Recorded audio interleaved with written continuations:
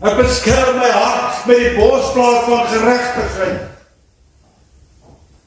Dit is waar Jesus woon.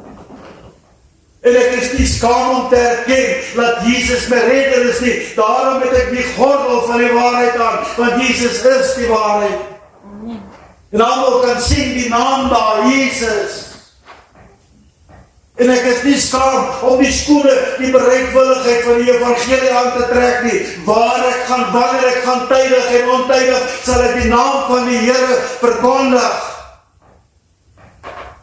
En ek doen dit met die skuld van die geloof, want geen mens kan my iets aandoen nie. Die Bybel sê vir my, geen wapen wat teen my gesmeer word, sal suksesvol wees nie. Geen aanval teen my sal suksesvol wees nie. En ek het die swaard van die Gees, die woord van